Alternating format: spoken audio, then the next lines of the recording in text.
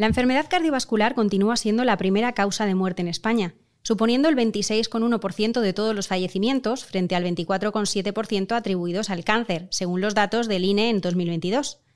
Sabemos que algunos de los factores de riesgo que la causan, como el colesterol, son modificables.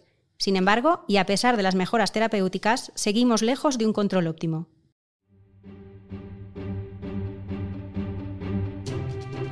Cardio Podcast. Novedades científicas y actualidad clínica de la mano de expertos de la especialidad. Suscríbete al canal Cardio Podcast y escúchanos en Google, Apple y Spotify. Estás escuchando Cardio Podcast, una actividad de la Sociedad Española de Cardiología coordinada por su grupo de jóvenes cardiólogos. Soy Alicia Ituarte, Jesús Nicolás en la realización, y hoy saludamos a la moderadora Mercedes Rivas Lasarte, cardióloga en el Hospital Universitario Puerta de Hierro de Madrid. Muy buenas, Mercedes. Hola Alicia, hola a todos. Mercedes, hablamos hoy de nuevo de la relación entre enfermedad cardiovascular y colesterol, pero esta vez con una propuesta práctica para que los compañeros de especialidad tengan un poquito más fácil ese seguimiento. Así es, Alicia. Como bien has dicho al inicio, tenemos asignaturas pendientes en enfermedad cardiovascular. Sabemos que alrededor de un tercio de los pacientes con infarto fallecen antes de ser atendidos en un centro hospitalario, pero es que aquellos que llegan siguen teniendo un riesgo residual elevado de presentar un nuevo evento cuando les damos de alta. Vamos a ver cómo podemos ayudar a reducir ese índice. Cardio Podcast. Episodio realizado con la colaboración de Novartis.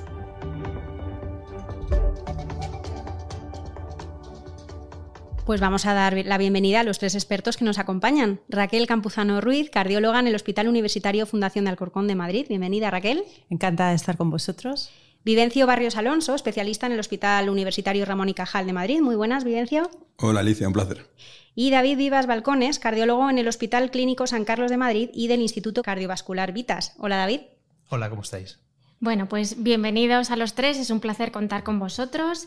Y para empezar, Raquel, me gustaría que nos pusieras un poco en contexto, porque hace unos años realizasteis un estudio llamado Reality que mostró algunos datos preocupantes. Solo el 3% de los pacientes con diagnóstico reciente de enfermedad cardiovascular aterosclerótica alcanza los niveles recomendados de colesterol LDL a los 2 años de seguimiento y además 1 de cada 4 pacientes repite un evento cardiovascular, falleciendo casi un 10% en los 2 años. Cuéntanos más de este estudio y qué problema nos plantean estos datos. Sí, desde luego, Mercedes, muchas gracias por dar voz a Reality, porque es un estudio pionero en nuestro ámbito en el que se analizan los registros médicos electrónicos de casi 2 millones de personas en 7 comunidades autónomas de forma anónima en España. Y justo lo que se ve entre 2017 y 2018 son estos datos tan preocupantes que tú comentabas ya, ¿no? 1 de cada 4 de los pacientes vuelve a tener un evento cardiovascular y 1 de cada 10, desafortunadamente, fallece por un nuevo evento cardiovascular. No solo eso, sino que acabamos de presentar también los resultados económicos que se han derivado de este estudio y sabemos que cada paciente con enfermedad cardiovascular supone al Sistema Nacional de Salud, tanto en gastos directos como indirectos, casi 22.000 euros a 2 años. O sea que lo más preocupante, desde luego, es la morbimortalidad, pero los costes económicos no son nada desdeñables. Y esto que era vida real, estudios como Victorion Initiate se reproducen claramente en los brazos de tratamiento habitual hipolipemiante. O sea que estamos aquí para mejorar todo eso, Mercedes. Bueno, pues muchas gracias, Raquel. Y entiendo que por ello surge la iniciativa MEFCAP, ¿no? Vivencio, cuéntanos un poco más de esta iniciativa. Pues sí, Mercedes, realmente MEFCAP es un proyecto ambicioso, muy ilusionante de trabajar con atención primaria. MEFCAP es el acrónimo de manejo de la enfermedad cardiovascular en cardiología y atención primaria y nace ya con un antecedente previo que teníamos con MICAP. MICAP fue un proyecto inicial que hicimos para trabajar con atención primaria, manejo de la insuficiencia cardíaca en cardiología y atención primaria, un proyecto que ya tiene 7 años de vida y que realmente nos ha dado muchas satisfacciones, y con la idea de seguir trabajando con atención primaria iniciamos el proyecto MEFCAP. Realmente el proyecto MEFCAP es una aglomeración de diferentes iniciativas para ir trabajando en conjunto con la atención primaria, porque no se puede entender la enfermedad cardiovascular sin colaboración entre los especialistas hospitalarios y los especialistas de familia, los especialistas de atención primaria. Y MEPCAP lo que pretende es eso, trabajemos juntos por lograr un objetivo común, que es lograr la mejoría y el mejor tratamiento de los pacientes con enfermedad cardiovascular aterosclerótica, como es el caso. Pues perfecto, una iniciativa muy interesante. Y David, dentro de esta iniciativa habéis elaborado una herramienta sencilla que se llama Checklist Action, en la que ayudáis al médico a fijarse en 6 aspectos clave del paciente con enfermedad cardiovascular y le guiáis en su manejo. Cuéntanos un poquito más de esta iniciativa. Así es, Mercedes. La idea nuestra era intentar facilitar al profesional, en este caso al médico cardiólogo o de atención primaria, un poquito una serie de recomendaciones para, pues, básicamente mejorar el manejo y el pronóstico de estos pacientes con enfermedad cardiovascular o hipercolesterolemia familiar y un LDL superior a 100 miligramos de decilitro. El acrónimo ACTION hace referencia a 6 ítems muy sencillos que ahora comentaremos y que se simplifican en actuar para optimizar el tratamiento, conocer las condiciones clínicas que se asocian, atención al perfil de los riesgos extremos, indagar en si el paciente tiene o no hipercolesterolemia familiar, que muchas veces es la gran olvidada, optimizar el seguimiento estructurado en los diferentes niveles asistenciales, primaria con especializada fundamentalmente, y por supuesto el conocimiento, autoconocimiento del paciente de la propia enfermedad. Muy bien, pues contadme un poquito más quiénes formáis parte de esta iniciativa y qué planes de difusión tenéis para ella. Action es uno de los proyectos que están dentro de MEPCAP y por tanto es un proyecto que son talleres de formación en los cuales intentamos colaborar con cardiólogos y médicos especialistas en atención primaria, médicos de familia, y lo que pretendemos es hacer una serie de talleres interactivos siempre con el prisma del trabajo conjunto. Si hay una cosa que liga a todas las actividades de MEPCAP y en concreto a Action, que es una de las actividades de MEPCAP, es siempre la colaboración al 50% entre cardiología y atención primaria. Esto yo creo que es absolutamente primordial para que las actividades tengan sentido. No tiene mucho sentido que hagamos reuniones en las que los cardiólogos o los médicos de familia fueran protagonistas y los otros fueran simplemente oyentes, sino que aquí la actividad es absolutamente al 50%. Es un proyecto que nos está dando muy buen resultado porque los talleres dan mucha información de cómo se están haciendo las cosas y sobre todo, lo más importante, aterrizan en tu situación concreta y en tu localidad y con tu centro de salud qué cosas pueden mejorarse. Sí, Vivencio, y siempre contando con enfermería, ¿verdad? Porque hemos siempre, además, tenido presente que, desde luego, la prevención cardiovascular no puede depender solo de los médicos, ¿no? Sino que la enfermería tiene un papel absolutamente fundamental y, de hecho, MEPCAP pues, es un programa también muy formativo en el que participan enfermeras de prevención, ¿no? que van a impactar mucho también en la mejora del control del colesterol, ¿no? Agradezco mucho este comentario de Raquel, que tiene mucha razón, que yo había dejado de comentar enfermería. De hecho, dentro de MEPCAP hay un curso de enfermería que está teniendo un enorme éxito, curso de formación, y realmente, como ella dice, no se puede entender la medicina cardiovascular sin contemplar esa tercera pata, que es la pata de la enfermería junto con la atención primaria y la atención hospitalaria.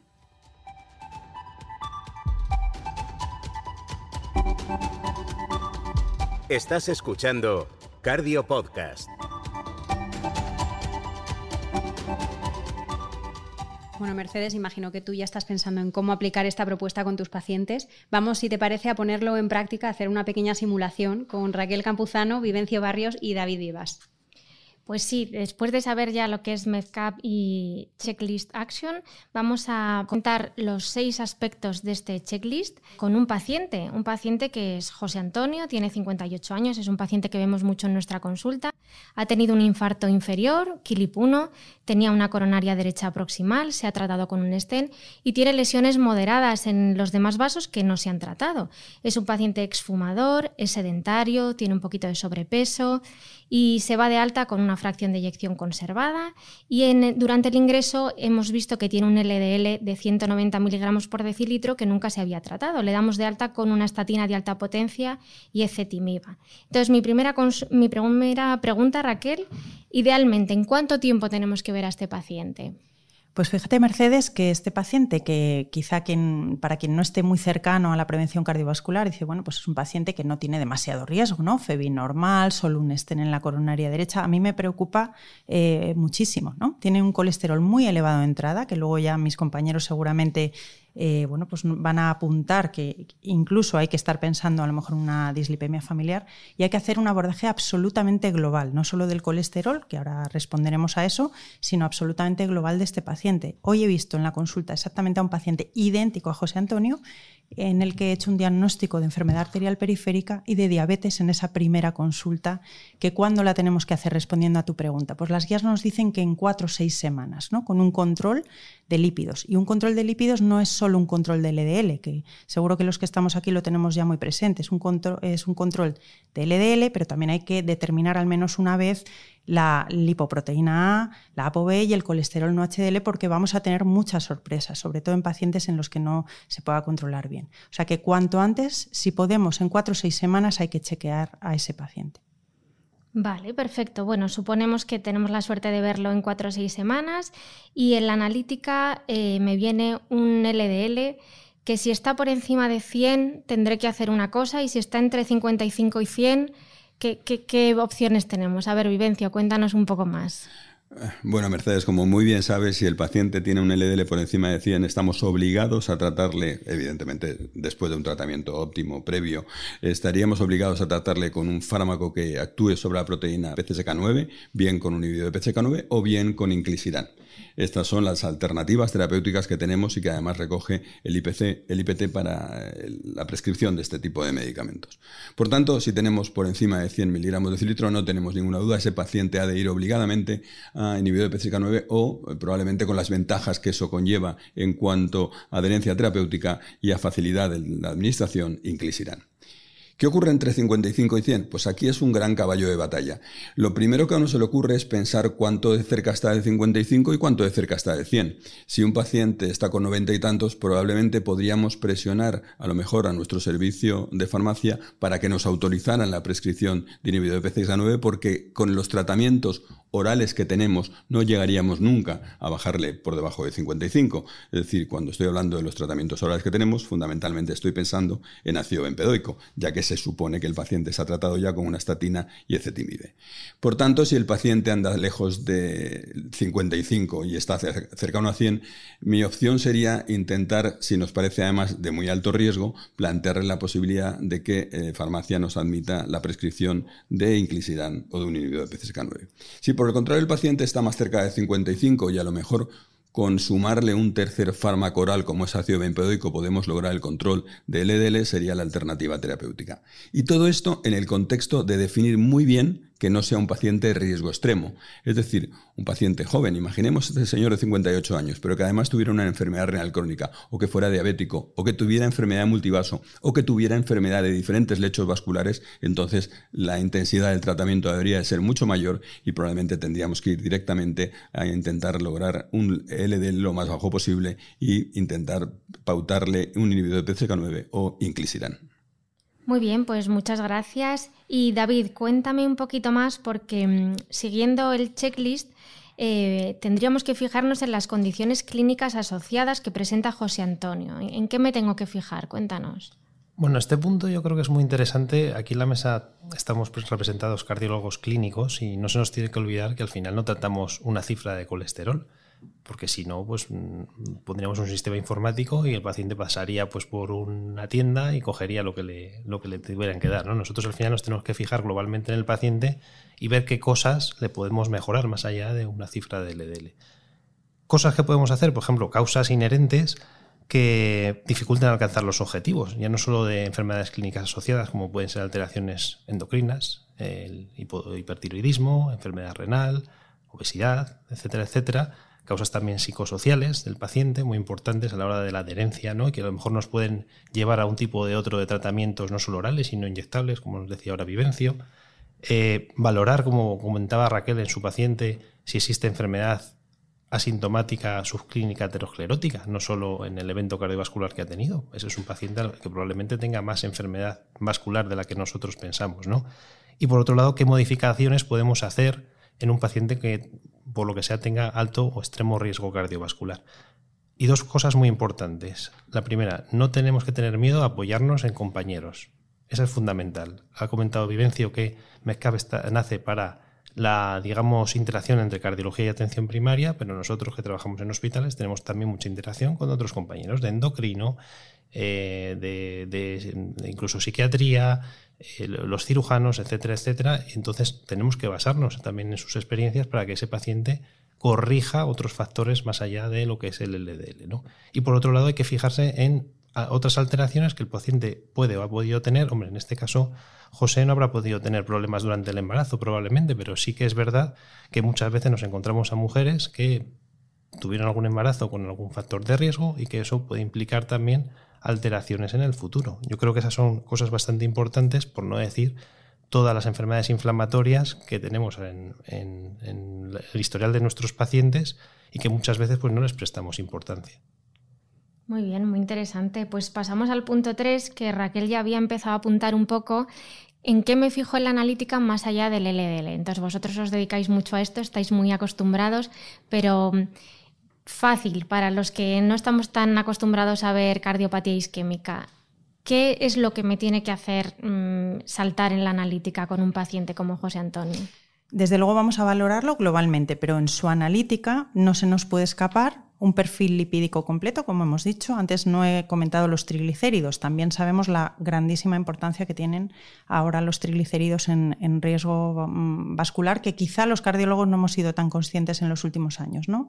LDL, colesterol no HDL, ApoB, LPA, al menos una vez en la vida, triglicéridos, una glicada. Un paciente de este riesgo no puede no tener una glicada durante el ingreso, y si, por ejemplo, esa glicada estaba por encima de 5,7, hay que programar una sobrecarga oral de glucosa para esa siguiente visita que vamos a tener, valorar si el paciente tiene diabetes, porque muchos de los pacientes cardiovasculares, hasta 2/3, tienen problemas relacionados con el metabolismo de los glúcidos. Y eso en cuanto a la analítica, pero como bien decía David, que me lo ha dejado la verdad que prácticamente ya meridiano, es que hay que hacer un abordaje absolutamente global. Siempre sabéis que el mejor abordaje va a ser en un programa de rehabilitación cardíaca y es indicación 1A. Y si no tenemos un programa de rehabilitación cardíaca, que afortunadamente cada vez son menos los centros que no lo tienen, hay que actuar como si estuvieras en un programa de rehabilitación cardíaca.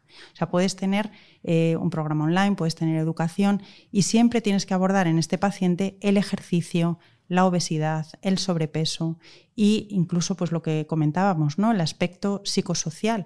De nada sirve que tú pongas el mejor tratamiento si a lo mejor el paciente tiene una depresión tremenda que ni siquiera se va a adherir a los tratamientos. O sea que siempre abordaje global y multidisciplinar, como estamos defendiendo en la mesa. Pues perfecto, me queda mucho más claro. Y ahora, Vivencio, este paciente que tenía un LDL al ingreso de 190, ¿tendría que sospechar hipercolesterolemia familiar? Pues es uno de los parámetros que hay que considerar. Es decir, la hipercolesterolemia familiar debe estar presente en nuestra mente porque es una enfermedad claramente infradiagnosticada. Los registros, cuando se hacen y se hacen bien, se detectan que hay cada vez más hipercolesterolemia familiar que no había sido diagnosticada. Por tanto, lo que proponemos en uno de los puntos del checklist es: plantéate si ese paciente puede tener una hipercolesterolemia familiar. En ese sentido, pues hay una serie de aspectos que pueden llevar a pensar en ello, como la enfermedad cardiovascular prematura, la de que tenga un problema coronario o cardiovascular de cualquier tipo por debajo de 55 años siendo varón o por debajo de 60 años siendo mujer, que tenga familiares con xantemas tendinosos o que tenga él mismo xantemas, es decir, que tenga ya algunos tipos de alteraciones que van acompañadas a la hipercolesterolemia.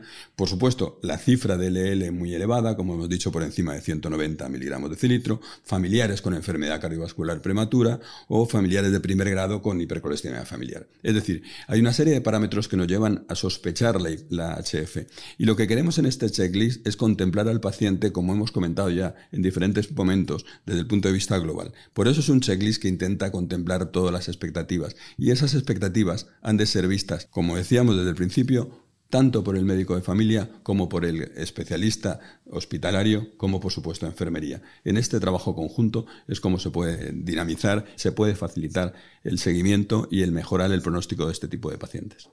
Pues muchas gracias, Vivencio, porque así precisamente pasamos al punto 5, que hace referencia al seguimiento estructurado.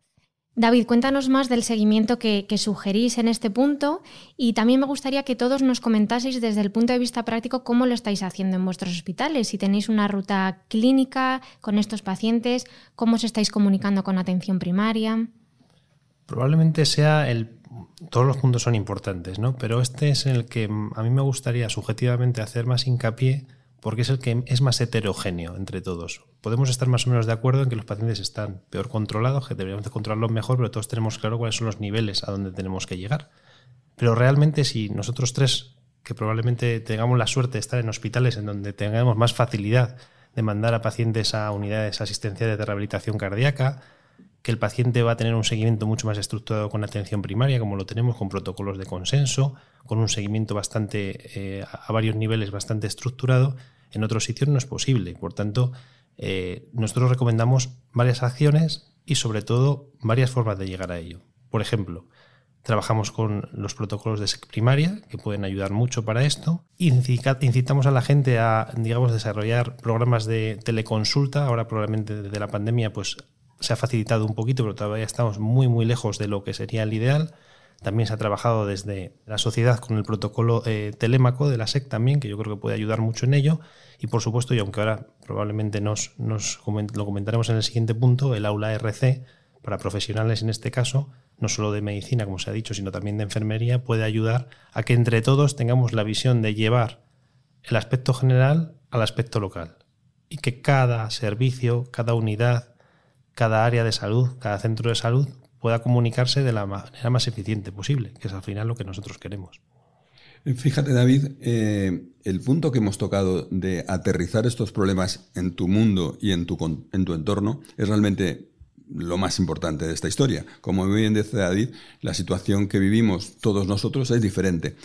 Yo he tenido la suerte ya de hacer un taller Action con la gente de los médicos de atención primaria de mi área y aunque tú piensas que estás haciendo las cosas muy bien o no tan bien, realmente hay muchas cosas todavía por mejorar y hay aspectos que salen allá a la luz cuando estás hablando, eso sí, en igualdad de condiciones. Esto es fundamental, es decir, que cuando estás hablando con tus compañeros en las mismas condiciones.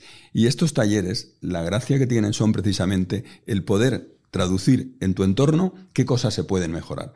Y bueno, realmente yo creo que es diferente, muy diferente la visión que pueda tener un hospital de otro, incluso dentro del mismo hospital unas áreas sanitarias y otras. Por tanto, poner encima de la mesa los problemas que tiene cada centro de salud con sus especialistas y ver realmente cómo se puede mejorar esa interacción con enfermería por medio es la clave del éxito de este programa Action.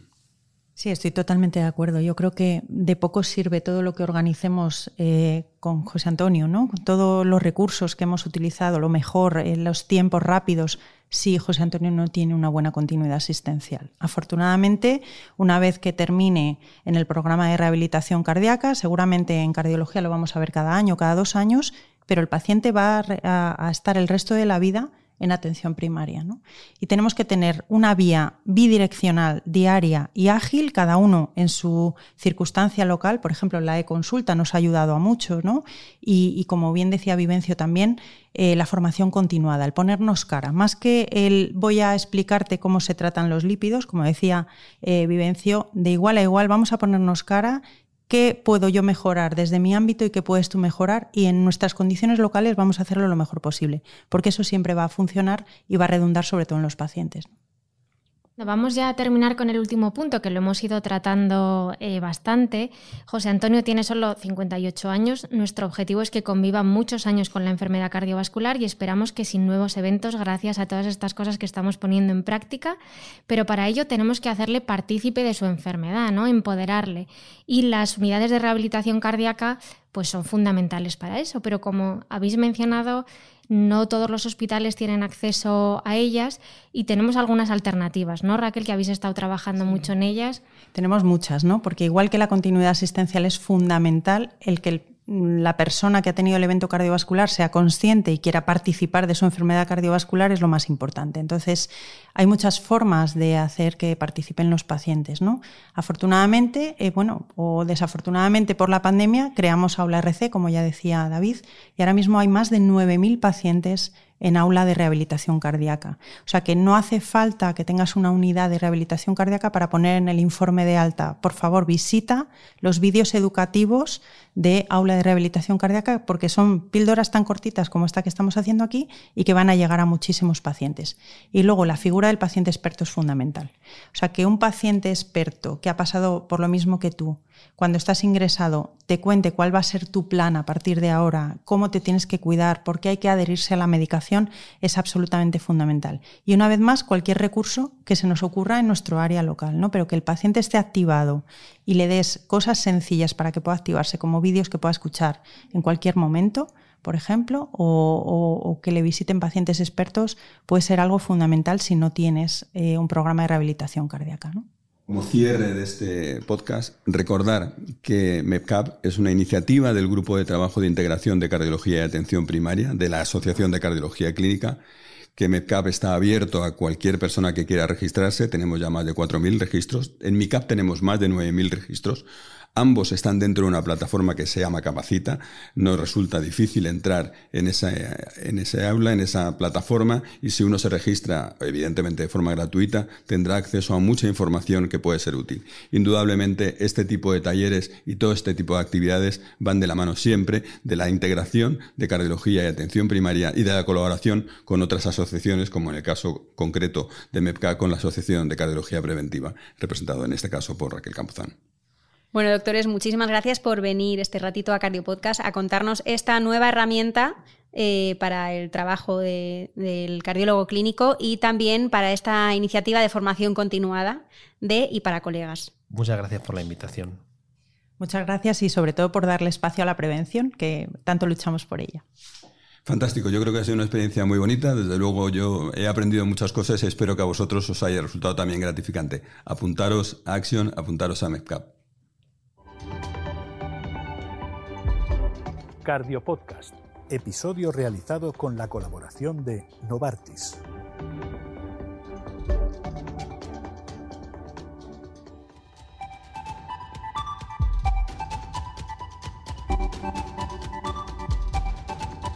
Mercedes, y gracias a ti también como moderadora por traer a Cardio Podcast este caso práctico. Bueno, pues muchísimas gracias a los invitados y a los que nos estáis escuchando por este interesante coloquio.